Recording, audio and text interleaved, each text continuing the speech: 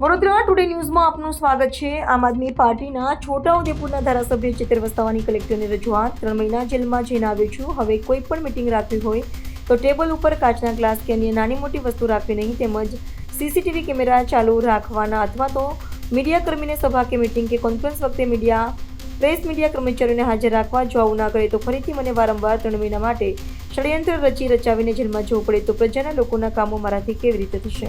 CCTV camera ચાલુ જોઈએ અને અહીંયા કોઈ તમે કાચની વસ્તુ ના મૂકતા। કાલે ઉઠીને પાછા એલિગેશન કરશો, પાછા અમારે 3 મહિના વગર જોઈએ તો જેલ ભોગવવાનો વારો આવશે। કેમ કે આયોજન છે, અમે તો બધા કહેવાના કે અમારા લોકોના કામ લો અને એવી સામાન્ય બાબતોમાં પછી ખોટી ફરિયાદો થઈને અમારે વેઠવાના આવે એટલા માટે।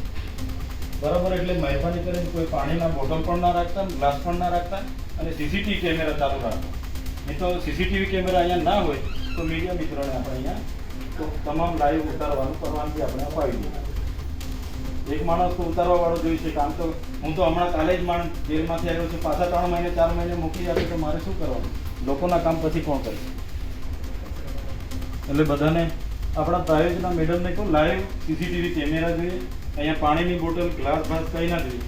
આ તો પછી પ્રી પ્લાનિંગથી કાલે ઉઠીને પાછા કોઈ મારી હાથે વગર જોઈતી બધી પાછા મને મોકલી આપે। આઈને તો હા તો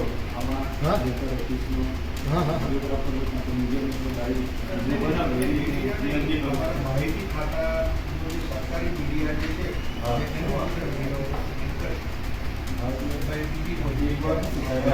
આયોજનમાં નિકટ આવ્યો આપણે હાજરી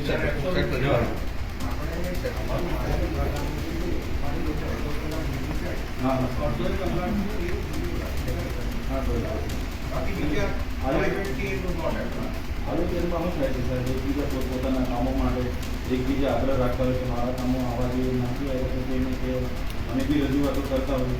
એટલે એક વખતે મને આવું થયું છે કે મને શંકા છે કે આવા આયોજનમાં ફરી પણ આવી ઘટનાઓ ઘટે, અમારે ખોટા કેસોમાં જેલોમાં જવું પડે અને ખોટી વધારાની ગંભીરતાપૂર્વકની કલમો દાખલ થાય તો આપણને જેલમાં રહેવાનું।